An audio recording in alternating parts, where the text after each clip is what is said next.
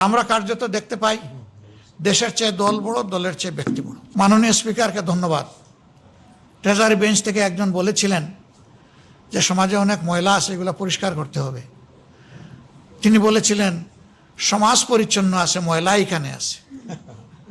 এই জায়গা পরিষ্কার হয়ে গেলে সমাজও পরিষ্কার হয়ে যাবে। উই ডু বিলিভ, আমরা এটা সাপোর্ট করি। এই সংসদের ৩০০ জন মানুষের মন যদি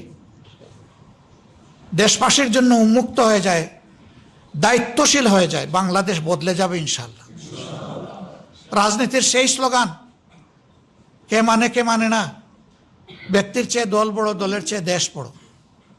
আর আমরা কার্যত দেখতে পাই দেশের চেয়ে দল বড়, দলের চেয়ে ব্যক্তি বড়। এই কার্যধারাকে, এই চরিত্রকে পাল্টাতে হবে। রাজনীতির এই সংস্কৃতি বাংলাদেশে ইনশাআল্লাহ চলতে দেওয়া হবে না। যেখানে এই সংস্কৃতির চর্চা চলবে সেখানে আমরা প্রতিবাদ করব। এই জনগণের সাথে হয়ে, জনগণকে সাথে নিয়ে আমরা প্রতিবাদ করব ইনশাআল্লাহ। আমি ভরসা রাখি হিরন স্মার্ট ওয়াটার পিউরিফায়ারে।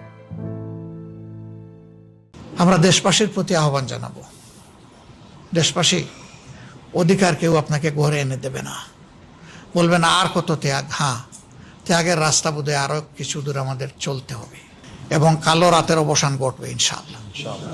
কে বাঁচবো কে মরবো জানি না, কোন দল ক্ষমতায় আসবে, কোন দল ক্ষমতা থেকে যাবে তাও জানি না, কিন্তু এটা জানি যে মহান আল্লাহ তিনি কখনো তার সৃষ্টির প্রতি অবিচার করেন না। সুতরাং সুবিচার পাবো, সুবিচার প্রতিষ্ঠিত হবে ইনশাআল্লাহ। বিশ্ব পরিস্থিতিতে যারা এখন বিবাদমান আছেন তাদের প্রতি আমাদের অনুরোধ, যারা মজলুম তাদেরকে কেউ যেন আর কষ্ট না দেয়।